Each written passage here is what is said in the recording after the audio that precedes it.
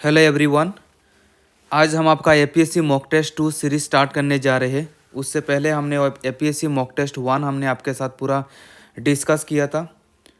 ये series start करने से पहले मैं आपको ये चीज़ बताना चाहूँगा, ये 20 क्वेश्चंस का ये सीरीज़ होने वाला है। मैं आपको सजेस्ट करूँगा एक पेज में आप question number 1 numbering 1 to up to 20 numbering करके रखिए। I will provide you the question. आप वीडियो को पॉज कीजिए, फिर उसके बाद आप आंसर कीजिए, और जब हम आपको आंसर प्रोवाइड कराएंगे तो उस टाइम पे आप अपना आंसर क्रॉस चेक करके let us know your marks at the comment section.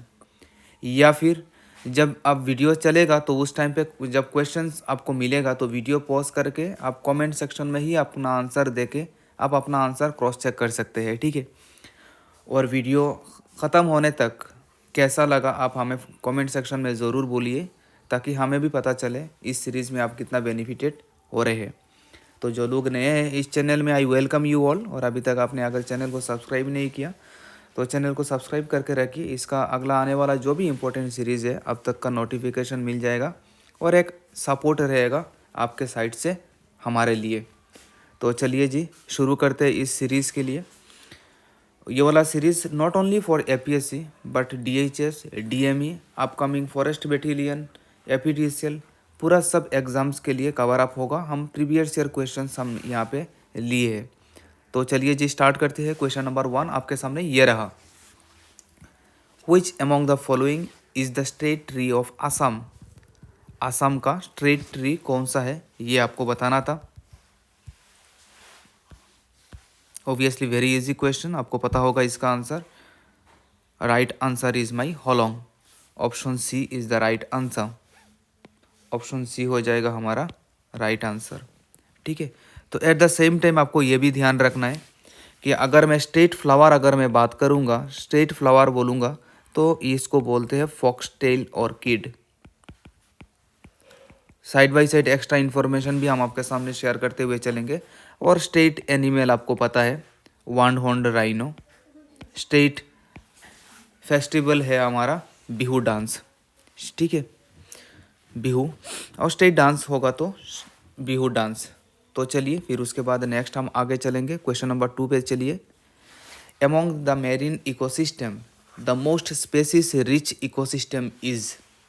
Marine ecosystem में कौन सा इकोसिस्टम सबसे रिच है, मतलब सबसे ज़्यादा वेराइटीज ऑफ स्पीसीज मिलता है, आपको बताना था। राइट आंसर हो जाएगा option B is the right answer. Option B हमारा हो जाएगा right answer, coral reefs. Coral reefs में माना जाता है कि around 25% of total varieties of species जो आपका इको मतलब सी में होगा, ओशंस में जितना भी टाइप का टोटल जो मतलब स्पेसीज है उसका 25% अकेला कहाँ पे मिलता है, कोरल रिफ्स कैटेगरी में।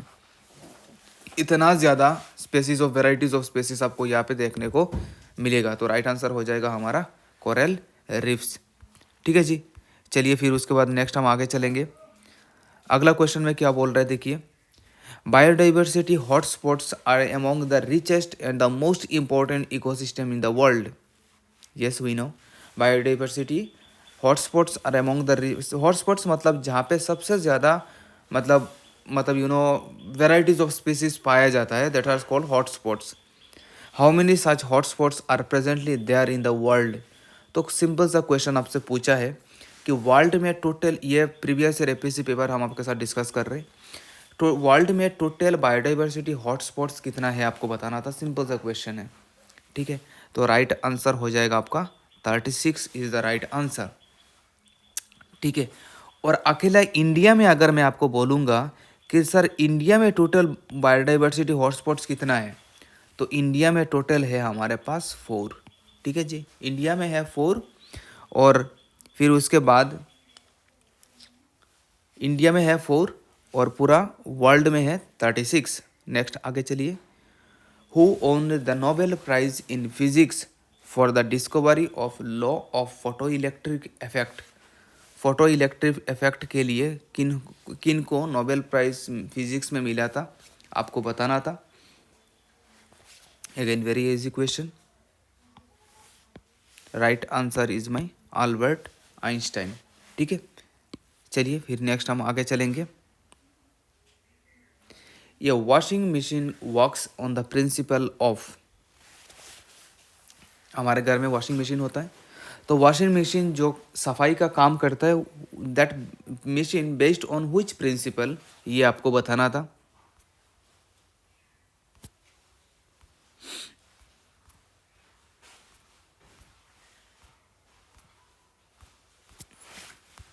That works on the principle of centrifugation. Option C is the right answer.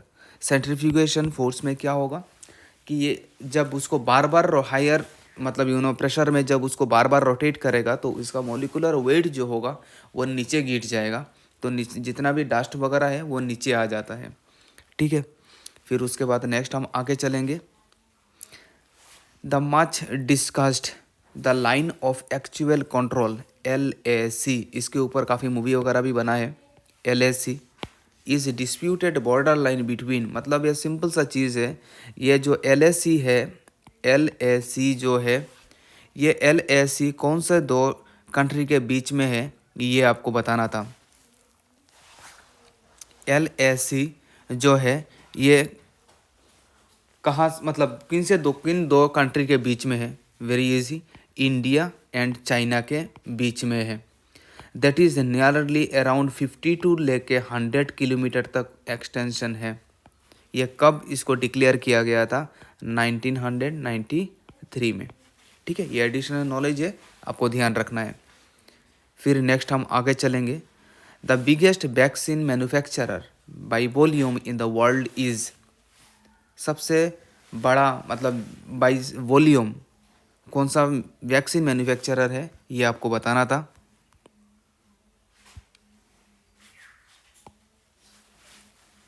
Again very important question, and ये मतलब लॉकडाउन के पीरियड में बहुत नाम आया था, आप जानते भी होंगे।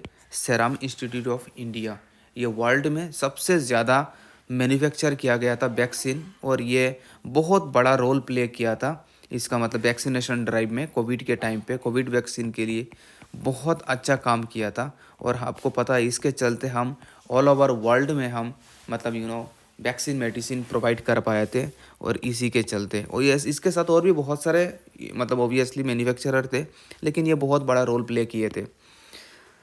तो चलिए फिर उसके बाद नेक्स्ट हम आगे चलेंगे। Which country on 19th July 2020 launched its first mission to the Mars? ये करंट अफेयर्स का क्वेश्चन था। एक मुस्लिम कंट्री है, that is your option C is the right answer, United Arab Emirates. तो ये मतलब उस टाइम पे एक मिशन लॉन्च किए थे मतलब अरब मिशन में, जो बहुत अच्छा सक्सेसफुल हुआ था और काफ़ी न्यूज़ में भी रहा ये चीज़। फिर हम नेक्स्ट आगे चलेंगे। Sittwe port in Myanmar, Sittwe port in Myanmar which is being financed by India is a part of which project. यह सितवे पोर्ट म्यांमार में है, ये सितवे पोर्ट म्यांमार में है आपका, लेकिन इसको कौन फाइनेंस किए, इंडिया ने फाइनेंस किया। अंडर हुच प्रोजेक्ट, ऑब्वियसली किसी प्रोजेक्ट के अंदर पे ही तो वो फाइनेंस करेंगे, वो प्रोजेक्ट का नाम क्या है वो आपको बताना था।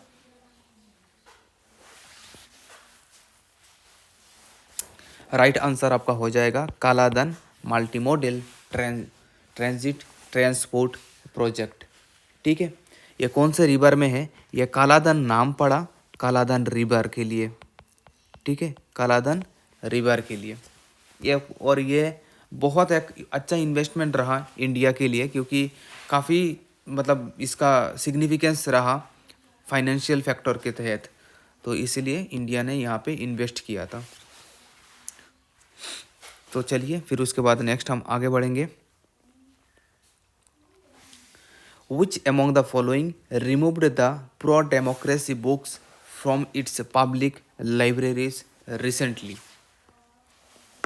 Which among the following removed the pre-democracy books, मतलब डेमोक्रेसी रिलेटेड जो बुक्स वगैरह था वो अपने लाइब्रेरी से हटा दिया गया था। ऐसा कौन सा जगह था जिससे उसका पब्लिक लाइब्रेरी में जितना प्री डेमोक्रेटिक बुक्स वगैरह था, मतलब डेमोक्रेसी रिलेटेड जो बुक्स वगैरह था वो हटा दिया गया, कहाँ से, ये आपको बताना था। अगेन ये करंट अफेयर्स का क्वेश्चन था, बड़ा अच्छा क्वेश्चन रहा। राइट आंसर हो जाएगा आपका option B is the right answer, Hong Kong. क्या हुआ था आपको पता है, एक चाइना के में अगर मैं बात करूंगा तो यहाँ पे रहा आपका हांगकांग मान लीजिए, और बाकी जगह मान लीजिए चाइना। तो हांगकांग में क्या होता है, जनरली डेमोक्रेटिक राइट्स फॉलो किया जाता है, वहीं पे यहाँ पे बाकी चाइना में, प्योर चाइना में, यहाँ पे इस जगह में डेमोक्रेटिक रूल वगैरह फॉलो नहीं किया जाता है। तो जब चाइना ने यहाँ पे इसको अटैक किया था तो इसको अपना मतलब अपना जो फोर्स से पूरा इसको घेर लिया था और उनको बोला कि अब कोई डेमोक्रेटिक राइट्स यहाँ पे वो फॉलो नहीं कर सकते। बहुत बड़ा मतलब 30 डेज का नॉन स्टॉप प्रोटेस्ट हुआ था, आपको पता होगा, मतलब one of the biggest protest in the history माना जाता है ये। तो उस टाइम पे जब चाइना ने इसको एक कैप्चर कर लिया था तो उस टाइम पे बोला था कि अब कोई डेमोक्रेटिक राइट्स के बारे में कोई बात नहीं करेगा, इसीलिए इसको मतलब जो भी प्री डेमोक्रेटिक बुक्स वगैरह है लाइब्रेरी वगैरह से जहाँ से भी सबसे यहाँ से हटा दिया था, ताकि डेमोक्रेटिक का राइट्स के बारे में वो हटा ही दे, कॉन्सेप्ट ही हटा दे। इसीलिए ये चीज़ का इनिशिएटिव लिया था चाइना ने, बहुत भयंकर मतलब इसको यहाँ पे गलत किया था इनके साथ। चलिए फिर उसके बाद नेक्स्ट हम आगे चलेंगे। As a great patron of Shakt Hinduism, an Ahom king built the Umananda temple on Peacock Island of Guwahati around 1694. Who was he? Simple सा क्वेश्चन है, पूछा है यहाँ पे। उमानंदा टेम्पल कहाँ पे है? पीकॉक आइलैंड ऑफ गुवाहाटी में है। अब आपको क्वेश्चन पूछ रहा है कि उमानंदा टेम्पल किन्होंने बनाया था, ये आपका क्वेश्चन है। वेरी वेरी इंपॉर्टेंट क्वेश्चन, और आपको पता होगा। राइट आंसर हो जाएगा आपका गदाधर। गदाधर जी ने यहाँ पे उमानंदा टेम्पल यहाँ पे बनाए थे। ठीक है, तो चलिए फिर नेक्स्ट हम आगे चलेंगे। The maximum number of individuals by a given environment is called. The maximum number of individuals by a environment is called, मतलब मैक्सिमम नंबर ऑफ किसी एक पार्टिकुलर इन्वायरमेंट में किसी एक पार्टिकुलर इन्वायरमेंट में maximum number of individuals by a given environment, कितने लोग maximum यहाँ पे कितने लोग जगह हो सकते हैं एक पार्टिकुलर इन्वायरमेंट में, इसको हम क्या टर्म से बोल सकते हैं। अब जैसे मान लीजिए हमारा गांव है, अब यहाँ पे तो हम पूरा वर्ल्ड को तो यहाँ पे जगह नहीं कर सकते ऑब्वियसली। तो अब अगर हमारा एक गांव है तो इस गांव में मैक्सिमम कितना इन्वायरमेंट वो कैरी कर सकता है, मतलब मैक्सिमम कितने लोग रह सकते हैं, तो इसको हम कैसे डिनोट करेंगे, किस नाम से डिनोट करेंगे। राइट आंसर हो जाएगा हमारा कैरिंग कैपेसिटी। ठीक है जी, मतलब वो कितना कैरी कर सकता है। लेकिन नेक्स्ट हम आगे चलेंगे। Which among the following protocols conventions is dedicated for protecting biodiversity from the potential risks caused by living modified organisms LMO from the modern technology। Question को समझिए। Which among the following protocols convention is dedicated for protecting biodiversity from the potential risks caused by LMO। LMO मतलब living modified organism from modern technology. तो बोल रहा है ऐसा एक protocol बनाया गया है, ऐसा एक कन्वेंशन से मतलब ऐसा एक रूल बनाया गया है जो हमें प्रोटेक्ट करेगा, बायोडाइवर्सिटी को प्रोटेक्ट करेगा। किन से? लिविंग मॉडिफाइड ऑर्गेनिज्म मान लीजिए कोई एक्सटर्नल सोर्स से अगर आप और उस ऑर्गेनिज्म का अगर आप बेसिक स्ट्रक्चर अगर आप चेंज कर रहे हो, मतलब उसका आप समझ रहे हो, जैसे इंजेक्शन वगैरह एक्सटर्नली डाल के मतलब उसको जेनेटिकली चेंज किया जा सकता, जेनेटिकली चेंज करते हैं, इसको लिविंग मॉडिफाइड ऑर्गेनिज्म बोलते हैं। तो इंजेक्शन से अगर आप किसी को एक्सटर्नली किसी सोर्स से अगर आप एनिमल को अगर आप चेंज करेंगे तो ओब्वियसली इनसे कुछ कुछ रिस्क भी रहता है, कुछ इन फ्यूचर कुछ मतलब कुछ हार्म कर ले, तो उनसे वो बचने का एक रूल बनाया, एक प्रोटोकॉल बनाया, कन्वेंशन बनाया। आपको पूछा क्या कि वो नाम क्या है उस प्रोटोकॉल का। आई होप आपको क्वेश्चन क्लियर हो गया होगा। राइट आंसर है आपका कार्टिजेना प्रोटोकॉल इसको बोलते हैं। ठीक है जी। वही नागोया प्रोटोकॉल का बारे में अगर मैं आपको बताऊंगा तो Nagoya protocol is related to research work, ठीक है, जो रिसर्च में आपको हेल्प करेंगे। जैसे रिसर्च में help, research on genetic material, जैसे आप कुछ काम कर रहे हो, आप कुछ प्रोजेक्ट का काम कर रहे हो, मेरे पास कुछ जेनेटिक कंटेंट पड़ा हुआ है, आपने बोला सर आप हमें थोड़ा हेल्प कीजिए, मैंने बोला ठीक है, आप रिसर्च में जो रिजल्ट आएगा आप हमारे साथ भी शेयर कीजिए, तो हम दोनों का फ़ायदा होगा। इसको बोलते हैं Nagoya protocol, exchange of genetic materials for research work, ठीक है। वही अगर हम बात करेंगे बॉन कन्वेंशन का, तो बॉन कन्वेंशन आपका जनरली होता है फॉर माइग्रेट, मतलब safety for migratory birds, safety for migratory birds अगर हम बोलेंगे तो इसमें आएगा आपका बॉन कन्वेंशन, ठीक है। एक ही साथ में सब कर लेते हैं क्योंकि ये काफ़ी इंपॉर्टेंट होता है, काफ़ी बार कहीं पे आपको ये चीज़ देखे होंगे। वाइना कन्वेंशन होता है आपका for protection of ozone layer, ozone layer protection के लिए हमारा आता है वाइना कन्वेंशन, ठीक है जी। ये पूरा सब एक चीज़ में काफ़ी कन्फ्यूजन रहता है कभी कभी क्वेश्चन देखने के बाद, तो एक ही बार में हम कर लेते हैं तो इससे आपका कन्फ्यूजन नहीं रहेगा। चलिए फिर नेक्स्ट हम आगे चलेंगे। विच among the following types is a non material pollution, non material pollution अगर बात करूँगा तो ऑब्वियसली राइट आंसर हो जाएगा हमारा air pollution, option A is the right answer, ठीक है जी। फिर नेक्स्ट चलिए, इसमें तो ऑब्वियसली कोई मटेरियल तो रहता नहीं, तो ये तो हवा का ही पोल्यूशन है। वाटर में आपका मटेरियल रहता है, तारमेल में होगा, सोइल में होगा। Rain drops are spherical in shape because of the phenomenon called, तो हमारा रेनबो का जो ड्रॉप होता है वो स्फेरिकल आके गिरता है, आपको पता होगा। तो ये कौन से मतलब फेनोमेनन के चलते ये होता है, आपका राइट आंसर हो जाएगा सरफेस टेंशन। सरफेस टेंशन का मतलब होगा कि छोटा छोटा है ना, इसको एक मतलब ऐसा एक फोर्स से उसको बांध के रखेगा, उसको एक कंटेंट में रखेगा, so that is your surface tension. अब डिटेल्स में हम साइंटिफिकली नहीं जा रहे, बहुत लेंदी हो जाएगा, अब एक बार देख लेना।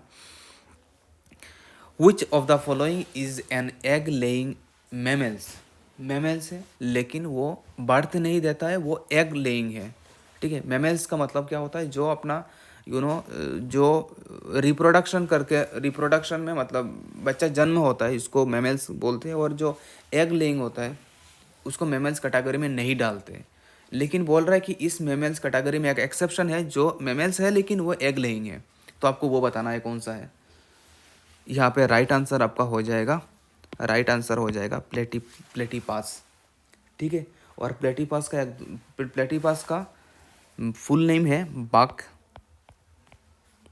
बिल्ड प्लेटीपास, ठीक है। इसका फुल फॉर्म बोला जाता है डक बिल्ड प्लेटीपास, डक बिल्ड प्लेटीपास, ठीक है। ये जनरली ऑस्ट्रेलिया में पाया जाता है, ये वाला मेमल आपका ऑस्ट्रेलिया में पाया जाता है, and that is a egg laying mammals, और ये एक्सेप्शन है, आपको ध्यान रखना है, ठीक है। चलिए फिर नेक्स्ट हम आगे चलेंगे। The filament string of an electric bulb is made of, very easy, आप आराम से बता सकते हो, राइट आंसर हो जाएगा टंगस्टन, ठीक है, क्योंकि ये हायर टेम्परेचर में ये आपका लाइट दे सकता है। टंगस्टन हायर टेम्परेचर ये बेयर कर सकता है, ये सह सकता है, इसीलिए टंगस्टन का यूज़ किया जा सकता है। फिर नेक्स्ट हम आगे चलेंगे। Which of the following is not caused by virus, which of the following is not caused by virus, कौन सा नीचे दिया गया कौन सा आपका वायरस से मतलब वायरस नहीं कॉज करता है, ये आपको बताना था। वायरस से नहीं होता है, सिंपल सा क्वेश्चन है, तो आपको याद रखना है। राइट आंसर हो जाएगा हमारा एंथ्रैक्स। एंथ्रैक्स होता है आपका बैक्टीरिया के चलते, एंथ्रैक्स होता है आपका बैक्टीरिया से। बाकी आप इन्फ्लुएंजा बोलिए, एड्स बोलिए, डेंगू बोलिए, ये बाकी तीनों फिगर होता है मतलब डिजीज़ होता है वायरस से, ये तीनों होगा वायरस से, लेकिन एंथ्रैक्स अकेला ऐसा है जो बैक्टीरिया से होता है, ठीक है जी। नेक्स्ट चलिए फिर उसके बाद नेक्स्ट हम आगे चलेंगे। बड़ा अच्छा क्वेश्चन है, बड़ा मज़ेदार क्वेश्चन है। A man suddenly encounters a tiger in the jungle and his heart beat goes up, मान लीजिए आप जंगल में गए, अचानक आपके सामने एक टाइगर आ गया, आपका हार्ट बीट बढ़ गया, ब्लड प्रेशर बढ़ गया, आप नर्वस हो गए। अब मेरा क्वेश्चन है, which hormone is released more at this point. तो अगर आप नर्वस हो रहे हो, अगर आप ब्लड प्रेशर बढ़ रहा है, आपका हार्ट बीट बढ़ रहा है, तो उस मोमेंट में आपका कौन सा हार्मोन रिलीज होगा, वो आपका क्वेश्चन है। Which hormone is released at this period of time. तो आपको ये आंसर याद रखना है। राइट आंसर हो जाएगा आपका एड्रेनालिन। एड्रीनेलिन हो जाएगा आपका राइट आंसर। ठीक है। तो जब भी हम नर्वस होते हैं, ब्लड प्रेशर हमारा बढ़ता है, या फिर हम मतलब अनकॉन्शियस हो जाते हैं, नर्वस हो जाते हैं, तो उस टाइम पे हमारा एड्रीनेलिन हार्मोन हमारा रिलीज होता है। ठीक है। चलिए आज का लास्ट क्वेश्चन इस वाले सीरीज में, who was the ruler of Kashmir at the time of India's independence. जब इंडिया इंडिपेंडेंस गेन कर रहा था, तो उस टाइम पे कश्मीर का किंग कौन थे, रूलर कौन थे, ये आपको बताना था। और ये क्वेश्चन मैं आपके ऊपर छोड़ रहा हूँ, आप हमें कमेंट सेक्शन में बताएंगे कि इसका राइट आंसर क्या है। और ये वीडियो सीरीज़ कैसा लग रहा है, आप हमें ज़रूर बताइए जाते जाते। अगर वीडियो अच्छा लगे, लाइक और शेयर ज़रूर कीजिए, अपने फ्रेंड सर्कल के साथ ज़रूर शेयर करना। चलिए, I wish you all the very best for your upcoming exam, and with this note I will take your leave. Take care and bye bye.